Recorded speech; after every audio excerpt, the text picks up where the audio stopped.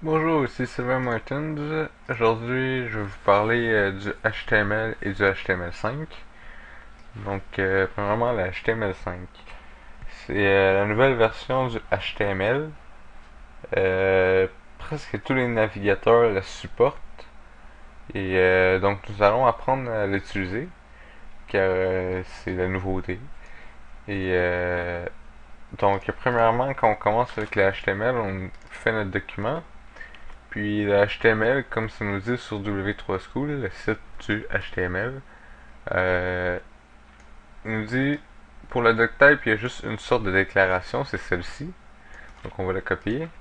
Et vous voyez celle-là, il y a juste une petite différence, c'est qu'on n'a plus besoin d'écrire tout le public qui est ici. Donc moi je vais supprimer celle-ci. Oh. Et ça, on n'en a plus besoin non plus. Donc si vous regardez l'exemple ici, on n'en a plus besoin.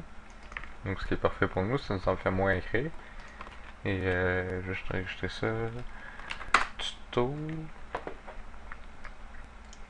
Et ce qui est bon du HTML5, c'est qu'on peut mettre une vidéo directement sur notre page sans avoir besoin de mettre un lecteur Flash ou... Enfin ouais, c'est pas mal Flash ou Java. Donc ce code-ci par exemple, j'aime ça avoir tout bien ordonné. Donc ici on dit on va mettre une vidéo, on va y définir sa largeur, wide est égal à 320, la hauteur height est égale à 240. Ça c'est si on va avoir le controls. Les contrôles, mettons je vais ici, try. La barre ici c'est la barre de contrôle. Donc si on veut les contrôles, on dit contrôle est égal à contrôle, ce qui est vraiment simple. Et puis en bas on va mettre la source de la vidéo. Source, espace src. Src ça va être le lien vers notre vidéo. Donc là présentement c'est movie.mp4. Oh.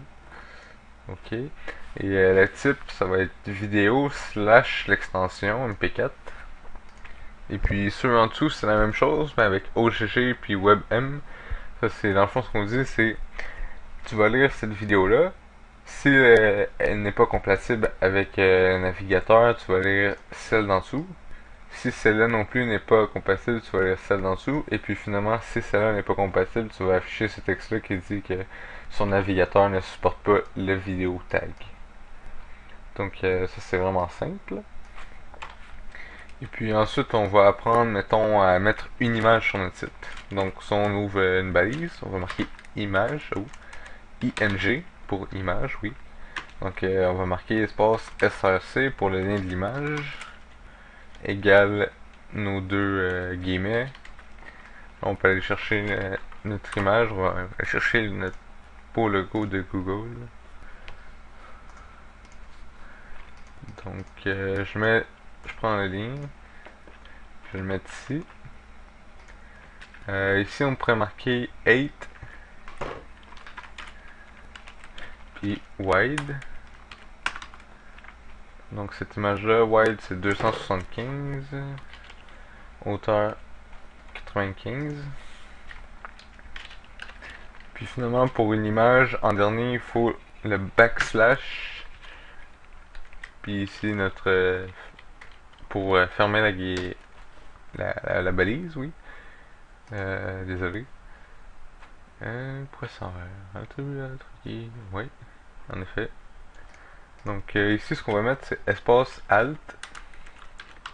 Ça dit si jamais il y a un problème qu'on n'est pas capable de charger l'image ou qu'il y a eu un bug sur notre page, on va afficher un texte. Pour ici on va afficher Google vu que c'est un logo Google. Tuto. Donc ça c'était le logo, ça c'est ma page, mon code.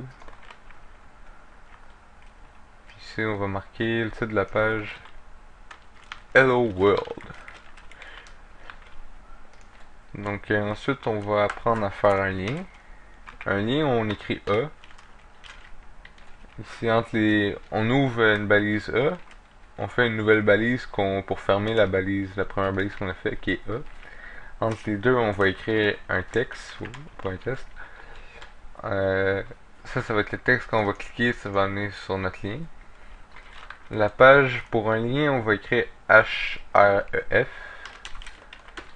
Puis ici, on va écrire notre site. Donc, on va l'amener sur Google. Et puis, je vais venir ici, je vais faire refresh. Oh, par exemple, là, ça fait pas très beau. On a l'image, puis on a le texte après. Si on voudrait l'avoir en dessous, il faudrait faire un espace de ligne. Ça, je vous ai montré. On fait un BR. Donc, BR s'écrit comme ça. Là, je sauvegarde, je fais refresh ici, ça s'écrit en dessous. Si jamais on voudrait que quand on clique sur Google, ça l'amène sur Google, au lieu d'avoir un lien comme ceci qui est pas super beau, ce qu'on va faire, c'est qu'au lieu d'écrire notre texte, on va prendre notre image, on va faire un déplacement, on va le mettre ici entre nos deux balises. Maintenant on peut effacer ça, on n'en a plus besoin. On sauvegarde, on vient ici. Et puis là, vous voyez, j'ai le curseur, j'ai un lien. Quand je clique sur l'image, ça l'amène sur le site. Plutôt simple, on va effacer ça, on n'en a plus besoin. Si jamais je voudrais mettre un texte en italique, c'est les balises I. Maintenant, un texte, un deuxième texte. Là, vous allez voir, vu que j'ai mis un Enter, ça fait juste un espace entre les deux. Si vous vouliez mettre des centaines d'espaces comme ceci, vous allez voir que ça marche pas. Pour mettre plusieurs espaces, c'est un code HTML NBPS, je crois. Non.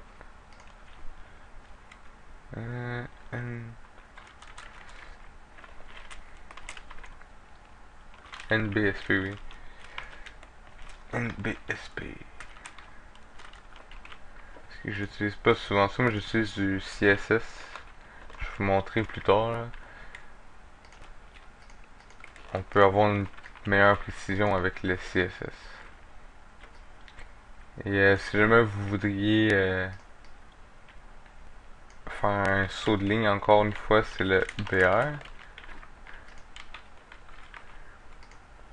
Et exemple, moi je voudrais que le deuxième texte soit en gras. Je vais mettre B. Je vais mettre mon texte entre les deux balises de B. Et puis le deuxième devient en gras. Par la suite,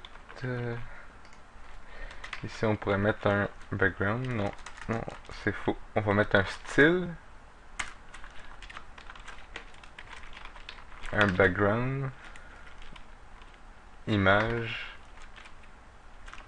Deux petits points. URL.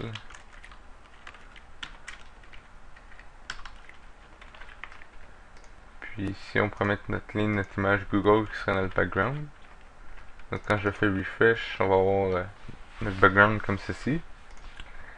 Donc ça ici, quand on écrit dans le style, ça présentement c'est un code CSS. C'est un code qui va dire comment que cette balise-ci va s'afficher. Par la suite, on va voir comment créer des fichiers CSS puis les inclure dans notre page HTML. Pour le moment, c'est pas bien important. Ça, on va l'effacer, si on n'en a plus besoin, je refresh. L'HTML, il y a d'autres sections, oui. On a des articles, des pieds, le titre de la page, un nav. Ouais, ben, c'est pas mal ça. Ça, on n'en a pas vraiment besoin. Moi, je préfère utiliser des divs. Donc, la div, ça, c'est ce que vous allez sûrement utiliser le plus. C'est un conteneur, un container, un rectangle, un carré, un cercle si vous voulez que ce soit un cercle. Par exemple, là, pour que ce soit un cercle, il va falloir jouer avec le CSS pour lui donner des coins ronds pour que ça forme vraiment un carré. Et puis, avec les coins ronds, ça va former un cercle. Ça, c'est un petit truc. Donc, vous écrivez votre container, vous donnez un style. Ici, on peut marquer background, trait d'union, color. Puis, on peut écrire la couleur qu'on veut en anglais. Ou on peut écrire le signe dial puis mettre le code de la couleur. Si mettons qu'on joue un code de couleur, je m'en vais dans Paint. Et en fait, je sais pas si Paint peut le faire, mais on va regarder. Paint.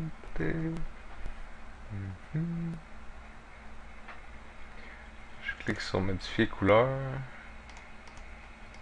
Ah ah, Paint ne peut pas le faire. Donc dans Photoshop, vous pouvez code de couleur.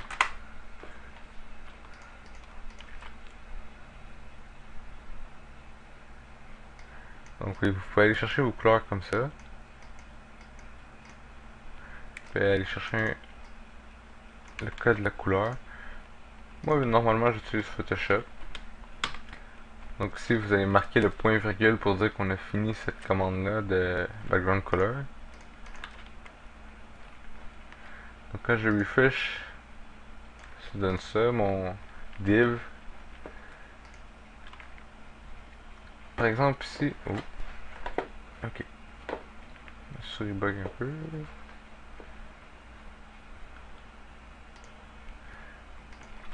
Vous pouvez marquer wide pour lui donner la largeur.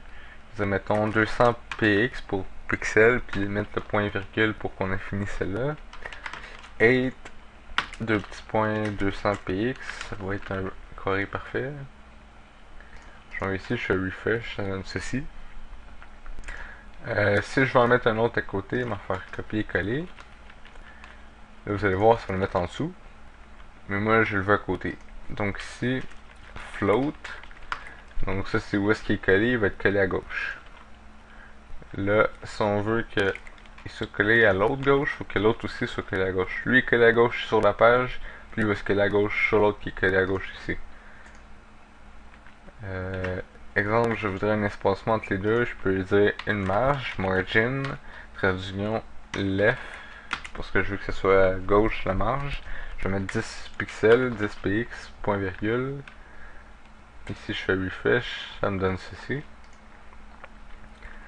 Exemple ici, là, vous voyez, j'ai automatiquement une marge de gauche entre les deux, puis en haut ici.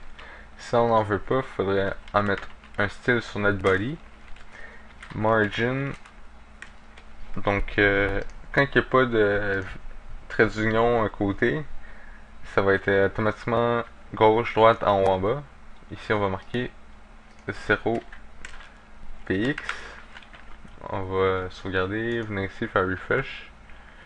Il y a aussi le padding. Parfois, là, je vais vous donner un exemple, 10 px. Ça va donner un espacement à l'intérieur et non à l'extérieur.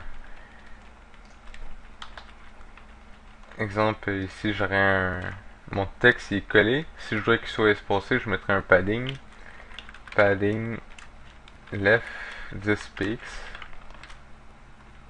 Là, il va se tasser de 10 px dedans le container. C'est un peu ça.